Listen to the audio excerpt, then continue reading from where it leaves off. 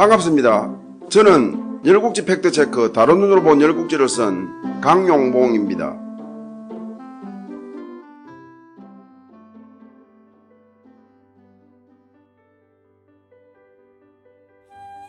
이번 회차에서는 열국지 팩트체크 다른 눈으로 본 열국지 제2장 패자 재환공 14 바로 세우기 중 정문공의 오판에 대하여 살펴보겠습니다.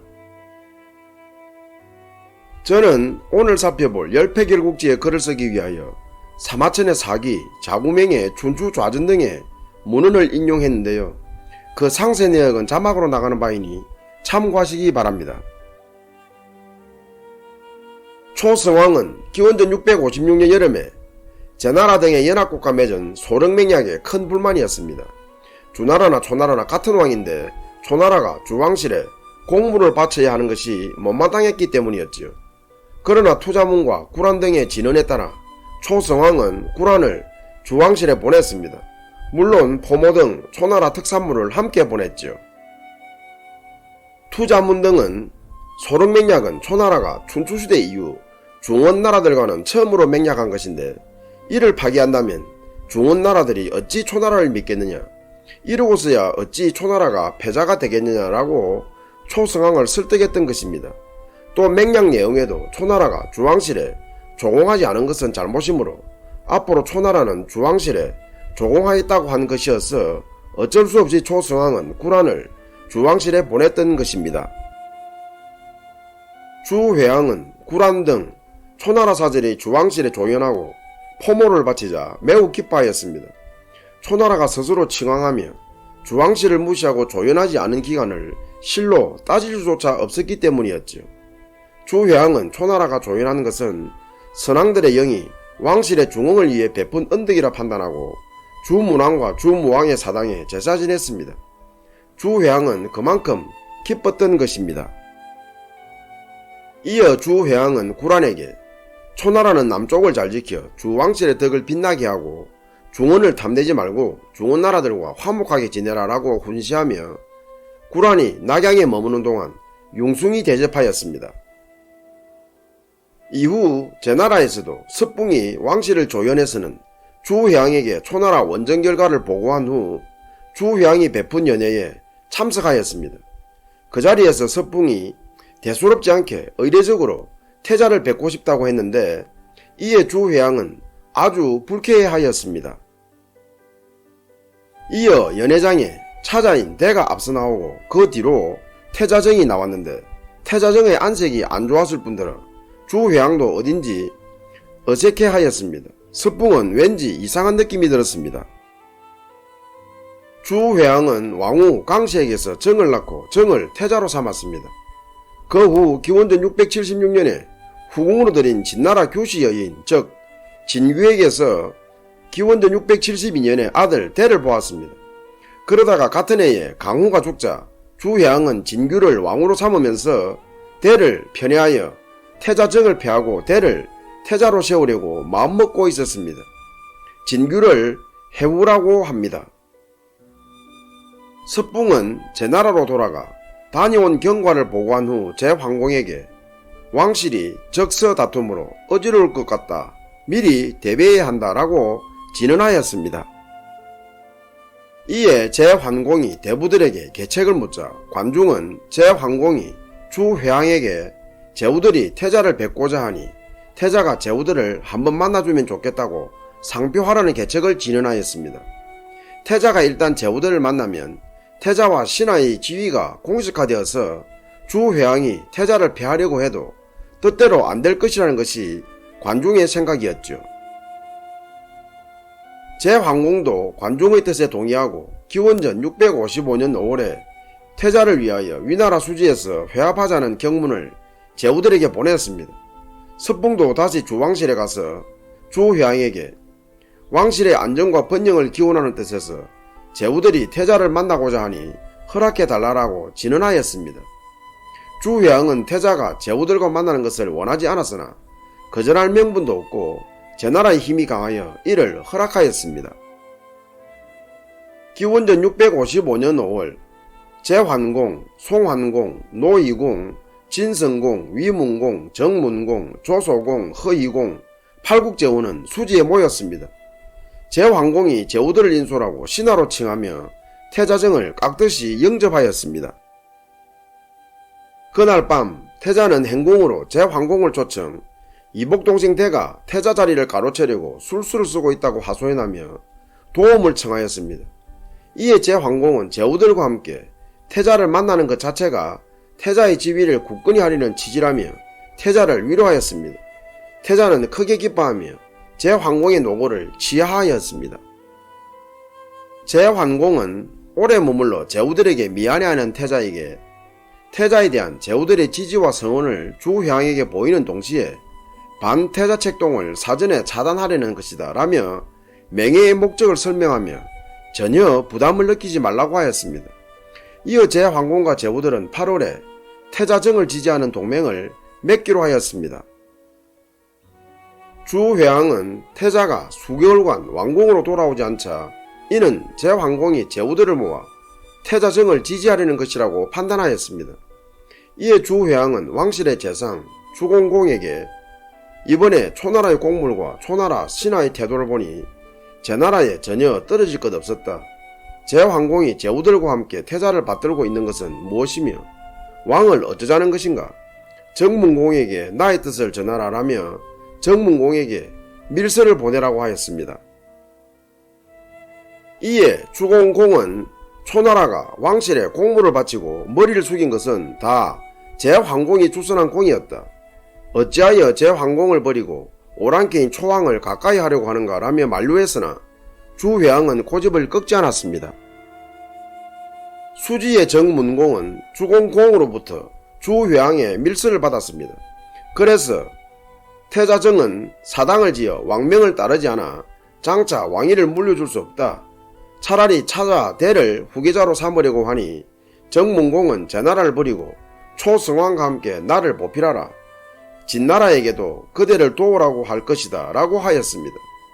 이때 진나라는 아직 중원에 명함을 내밀기 전이어서 제 나라를 따르고 있지는 않았습니다. 정문공은 주회왕의 밀서를 받고는 나에게만 왕명이 내려졌으니 이제야 옛 정무공과 정장공의 영광을 재현할 수 있겠구나.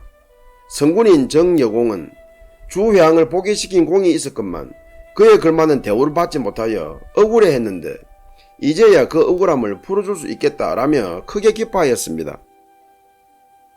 이때 정나라 대부 신우가 나서서 정나라가 이곳을 떠나면 제황공이 주도하는 태자정을 위한 동맹은 미미해진다.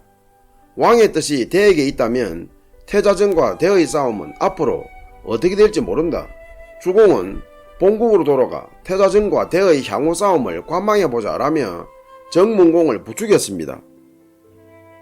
그러나 공숙은 제나라가 정나라를 위하여 군사를 동원하여 초나라를 치기까지 했건만 그 함성이 먹기도 전에 정나라가 제나라를 버리고 초나라를 섬기려고 하는가? 이는 정략도 아니고 술책도 아니다. 말 그대로 배은망덕이다. 또 태자를 추대하려는 것은 천하대이다. 경솔하면 가까운 나라를 잃고 가까운 나라를 잃으면 반드시 환란을 당한다. 환란이 닥친 뒤에 맹약하면 잃는 것이 많을 것이다 라며 자중할 것을 권했으나 정문공은 이를 뿌리치고 수지를 떠났습니다. 떠날 때는 군대는 그대로 두고 측근들만 데리고 몰래 달아나다시피 하였습니다. 제황공은 정문공의 무단이탈에 대로하여 정나라를 치려고 하였습니다. 이에 관중은 태자를 위한 동맹기일이 임박했음을 들며 이를 마치고 정나라를 치자고 진언하자 제황공은 화를 참았습니다. 8월에 정나라가 빠진 가운데 제후들은 태자와의 동맹을 추진하여 다같이 태자를 돕고 왕실을 바로잡자고 맹세하였습니다.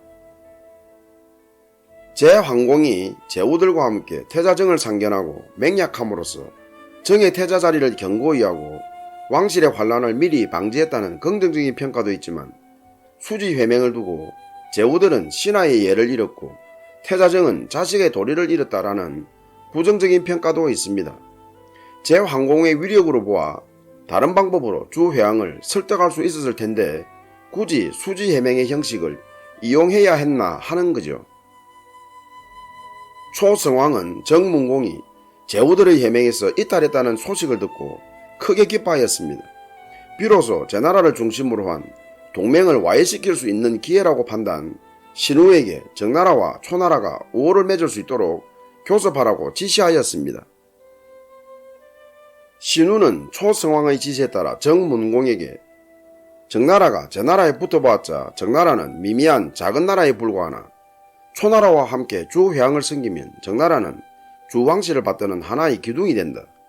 또 초나라가 강하지만 중원에서는 외톨이이니 이때 초나라와 가깝게 사귀면 정나라의 위상은 한층 더 높아지지 않겠느냐라며 설득하였습니다. 정문공도 신우의 말에 동의하고는 신우를 통하여 초나라와 우호관계를 맺었습니다. 기원전 654년 여름 제황공은 제, 송, 노진, 위, 조 연합군을 이끌고 정나라를 공격하여 신성을 포위하였습니다. 정문공이 수지해명에서 이탈한 죄를 물으려는 것이었지요. 가을, 초성왕은 정나라를 구하기 위하여 초군을 이끌고 허성을 포위하였습니다. 정나라로 가서 연합군과 싸우기에는 부담스러워서 연합군을 허성으로 유인하여 정나라 포위를 풀게 하려는 속셈이었죠. 예상대로 연합군이 허나라를 구하려고 정나라 포위를 풀고 허성으로 진격해 오자 초군은 연합군이 허성에 당도하기 전에 철군해버렸습니다. 연합군은 힘이 빠져 다시 정나라를 칠 수는 없어서 해산하고 말았습니다. 겨울, 허이공은 채목공의 주선으로 무성에서 초성왕을 만났습니다. 이때 허이공은 면박 한백했고 허나라 대부들은 상복을 입었으며 허나라 선비들은 관을 등에 지고 있었습니다. 면박 한백이란 두 손을 뒤로 돌려 묶고 얼굴을 쳐들고는 죽은 자처럼 입에 구슬을 무는 항복의식을 말합니다. 초성왕은 허이공 등의 모습을 보고 깜짝 놀랐습니다. 이어 초나라 대부 봉백의 조언에 따라 친히 허이공의 결박을 풀어주고 입에 든 구슬을 빼내고 관을 불에 태우고는 항복을 수락하였습니다. 그러고는 허이공을 전과 같이 허나라 군위에 있게 하였습니다. 지난날 은나라가 멸망한 후 은나라 마지막 왕인 주왕의 서형 미자계와 주무왕이 만났을 때 미자계는 허이공처럼 면박한백하였습니다. 이에 주무왕이 친히 결박을 풀어주고 구슬을 빼내는 등 미자계를 손님의 예로 대했는데 봉백이 초성왕에게 주무왕과 미자계의 예를 들며 허이공에게 주무왕과 같이 예로서 대하라고 조언했던 것입니다. 기원전 654년에 허이공이 초성왕에게 항복했다는 것과 관련하여 초세가에서는 기원전 654년에 허이공이 초성왕에게 6단 즉 옷옷을 벗고 꿇 엎드려 사죄하는 항복의식을 올렸다고 기록하고 있고 자전 노희공 6년조에서는 기원전 654년 겨울에 무성에서 허이공이 초성왕에게 면박한백한 항복의식을 올렸다고 기록하고 있습니다. 이는 허나라가 지리적으로 초나라와 가까워서 허이공이 질에 겁을 먹고 초나라에 과잉 충성한 것으로도 볼 수 있으나 위의 기사는 사실이 아니라는 설도 있습니다. 위 기사가 사실이 아니라는 주장은 첫째, 좌전 노희공 6년조의 기사와 같이 가을에 초군이 허나라를 포위한 것은 정나라를 구원하려는 목적이었고 따라서 제후들이 허나라를 구원하려고 하자 곧바로 철수했는데 왜 허이공이 치욕적인 항복의 예를 취했겠느냐 하는 것입니다. 춘추 노희공 6년조에는 초군이 허나라를 포위했을 때 초군을 인솔한 자는 초자 즉 초성왕도 아닌 초인 즉 일반 장수라고 기록하고 있어서 침공한 초군의 비중도 떨어질 뿐더러 그리 심한 공격을 받은 것도 아니었을 것이고 더욱이 자신을 구하려고 한 초나라보다 훨씬 강한 제나라를 비롯한 제후들과 사서 척지려는 군주가 어디 있겠느냐 하는 것입니다. 둘째, 실제로 허나라가 초나라에 항복했다면 제황공 입장에서는 정문공보다 허이공을 더 괘씸하게 생각했을 터인데 좌전 노이공 7년조의 기사와 같이 기원전 653년 봄에 제나라가 정나라를 칠 때 왜 허나라를 치지 않았겠느냐 하는 것입니다. 셋째, 좌전 노이공 8 내지 9년, 13년, 15 내지 16년조의 기사와 같이 이 사건 이후에도 제황공이 소집한 기원전 652년의 조, 651년에 규구, 647년에 함, 645년에 모구, 644년에 회땅에 회맹과 회합 때마다 허이공이 꼬박꼬박 참석한 점을 그 근거로 들고 있습니다. 특히 춘추 노이공 10년조에는 기원전 650년 여름에 제나라와 허나라가 부경을 쳤다고 기록하고 있는데, 허나라가 초나라에 항복한 것이 사실이라면 허나라 입장에서는 다른 나라들이 함께한 것도 아닌데 굳이 제나라와 함께할 필요가 있었겠느냐 하는 것입니다. 또 반대로 초성왕 입장에서 본다면 허나라가 자기에게 항복하고서 제황공이 소집한 모임 때마다 꼬박꼬박 참석했다면 얼마나 불쾌하고 괘씸하게 여겼을까요? 그러나 허이공이 초나라에 항복한 사건 이후 제황공이 죽기까지, 즉 기원전 653년에서 643년에 사기, 좌전 노이공 7에서 17년조, 구구에는 초나라가 허나라를 쳤다는 기사는 없습니다.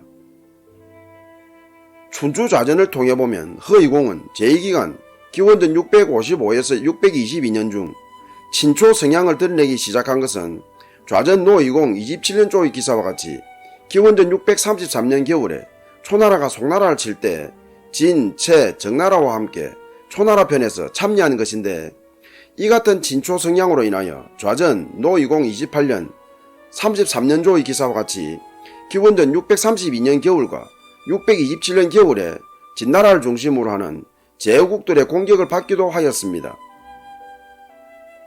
허이공은 좌전 노이공 22년조의 기사와 같이 기원전 638년 여름에 송위 등이 진초국 정나라를 칠 때 송나라 편에서 참여하는 등 제황공 사후 패자의 공백기에도 반초 성향을 추구했는데, 하물며 제황공의 힘이 최절정이었을 기원전 654년에 허이공이 초성왕에게 항복했다는 기사는 참으로 믿기 어렵지 않을까 싶습니다. 기원전 653년 봄 제황공은 다시 정나라를 쳤습니다. 이때 지난 제49회차에서 살펴본 바와 같이 진나라 대부 원도도가 자신의 원수인 신우를 모함하기 위하여 정나라 공숙에게 서신을 보냈고, 이 서신에 근거하여 정문공은 신우를 죽이고 제나라에 항복했으며 제황공은 정문공의 항복을 받아들이고 철군하였습니다. 한마디로 정문공은 주회왕의 밀서에 오판하여 제나라를 배반한 모든 책임을 신우에게 뒤덮어 씌우고 그를 죽임으로써 제황공과 화해한 셈이었죠. 이로써 정나라의 영광을 재현하려던 정문공의 달콤한 꿈은 수포로 돌아갔습니다.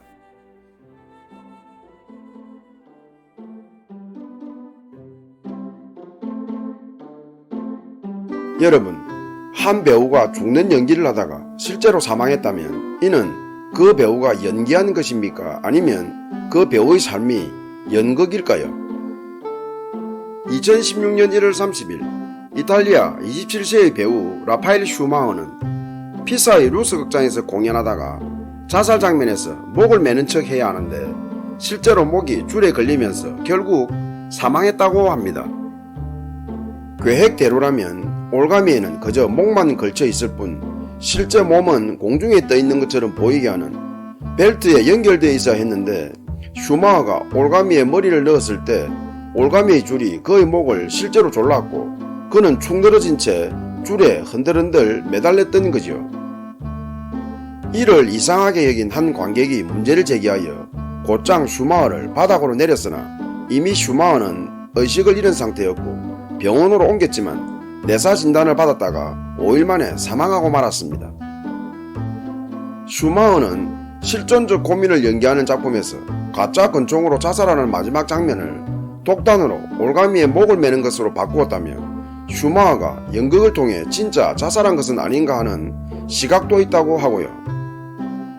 슈마허의 목에 감싼 올가미가 제거될 때 바닥에 발을 디딜 수 있는 박스가 있어야 했는데 그 박스가 없었고, 슈마허는 바디 하네스, 즉 추락 방지 거리도 걸치지 않았다며 극장 측과 연극 스태프의 과실이라는 시각도 있다고 합니다.